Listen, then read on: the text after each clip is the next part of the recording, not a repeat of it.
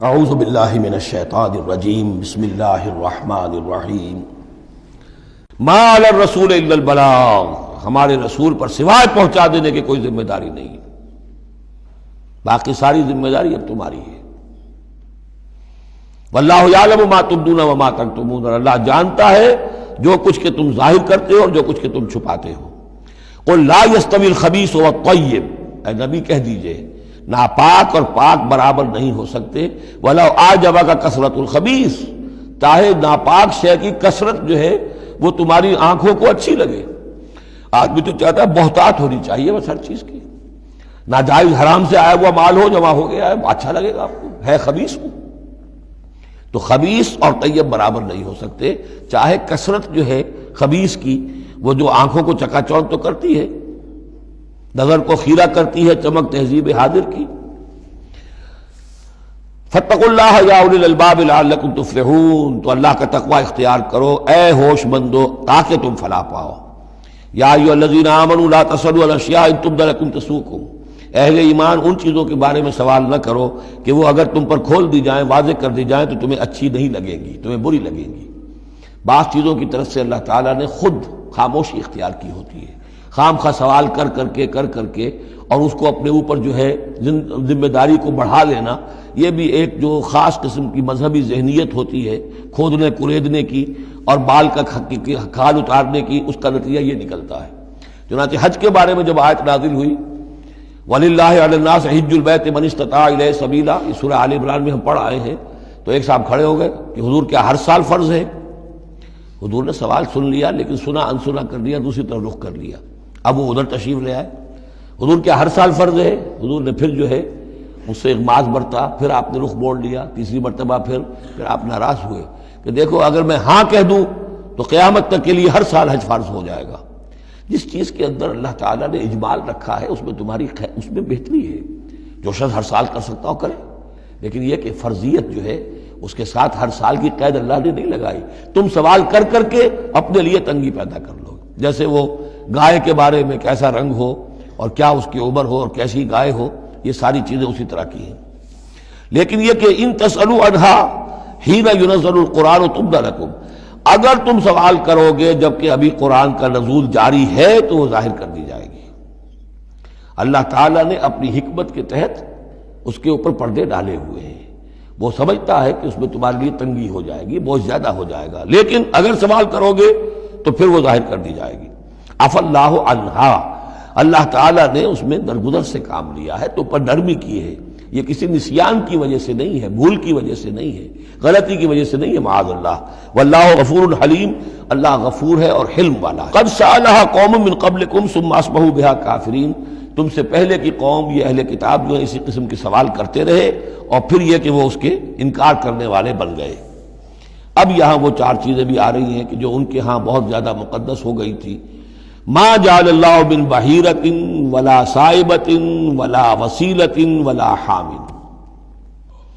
وہاں کیا تھا؟ جعل اللہ الکعبۃ البیت الحرام قیاما للناس والشہر الحرام والہدی والقلائد، یہ چار چیزیں ان کی توثیق ہو گئی کہ یہ تو واقعتاً اللہ کی شریعت کے اجزاء ہیں، ان کا احترام اور ان کی حرمت کو بلوز رکھنا لازم ہے۔ یہ چار چیزیں یہ تمہارے جاہلیت کے دور کے جو مشرکانہ اوہام ہیں ان کی یادگاریں ہیں، اس کے لیے اللہ کی طرف سے کوئی سند نہیں ہے۔ ان چیزوں کے بارے میں بہت سے اقوال ہیں، لیکن میں یہاں آپ کو پڑھ کر سنا رہا ہوں کہ جو حضرت سعید ابن المسیب رحمۃ اللہ علیہ کی تفسیر صحیح بخاری میں جو ان الفاظ کی آئی ہے وہ مولانا شبیر احمد عثمانی صاحب نے اپنے حواشی میں نقل کی ہے۔ بحیرہ، جس جانور کا دودھ بتوں کے نام کر دیتے تھے کوئی اپنے کام میں نہ لاتا تھا۔ صائبہ، جو جانور بتوں کے نام پر ہمارے زمانے کے سانڈ کی طرح چھوڑ دیا جاتا تھا۔ وسیلہ، جو اونٹنی مسلسل مادہ بچہ جنے درمیان میں نر بچہ پیدا نہ ہو اسے بھی بتوں کے نام پر چھوڑ دیتے تھے۔ حامی، نر اونٹ جو ایک خاص عدد سے جفتی کر چکا ہو اسے بھی بتوں کے نام پر چھوڑ دیتے تھے، تو ان کو چھوڑ دیتے تھے کہ اب یہ کوئی ان کو ہاتھ نہ لگائے، کوئی ان سے استفادہ نہ کرے، نہ ان کا گوشت کھایا جا سکتا ہے، نہ ان سے کوئی خدمت لی جا سکتی ہے، یہ محترم ہو گئے۔ تو اس کے لیے فرمایا ما جعل اللہ من بحیرۃ ولا صائبۃ ولا وصیلۃ ولا حام ولکن الذین کفروا یفترون علی اللہ الکذب، بلکہ یہ تو وہ لوگ جنہوں نے کفر کیا وہ افتراء کرتے رہے ہیں، جھوٹ گھڑتے رہے ہیں، اللہ کے ذمے یہ باتیں لگاتے رہے ہیں۔ وَأَكْثَرُهُمْ لَا يَعْقِلُونَ، ان کی اکثریت جو ہے وہ عقل سے عاری ہے۔ وَإِذَا قِيلَ لَهُمْ تَعَالَوْا إِلَىٰ مَا أَنزَلَ اللَّهُ وَإِلَى الرَّسُولِ، اور جب ان سے کہا جاتا ہے آؤ اس چیز کی طرف جو اللہ نے نازل فرمائی، اور آؤ اللہ کے رسول کی طرف۔ بمصطفیٰ برسا خیش را کے دی ہم اوست، اگر بہو نہ رسیدی تمام بولا بیست۔ قالوا حسبنا ما وجدنا علیہ آباءنا، وہ کہتے ہیں ہمارے لیے وہ کافی ہے جس پر ہم نے اپنے آباء و اجداد کو پایا ہے۔ ان کی روایت یہی ہے، ان کی رسومات یہی تھیں، وہ کوئی جاہل تھوڑا ہی تھے۔ آج تمہیں عقل آئی ہے، تم نے دین سمجھا ہے، یہ ہمارے بزرگ جو ہیں یہ اتنے عرصے سے یہ کام کرتے چلے آ رہے ہیں۔ یہی باتیں آج بھی آپ سنتے ہیں۔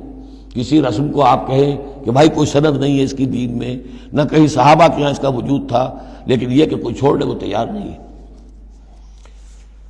اولو کان آباؤہم لا یعلمون شیئا ولا یہتدون، خواہ ان کے آباء و اجداد جو ہیں ایسے رہے ہوں کہ نہ انہیں کوئی علم حاصل ہوا ہو، نہ ہی وہ ہدایت پر ہوں۔ جیسے تم مخلوق ہو اللہ کی، وہ بھی مخلوق تھے۔ جیسے تم غلط کام کر سکتے ہو اور غلط آراء قائم کر سکتے ہو، ویسے وہ بھی غلط کار ہو سکتے تھے۔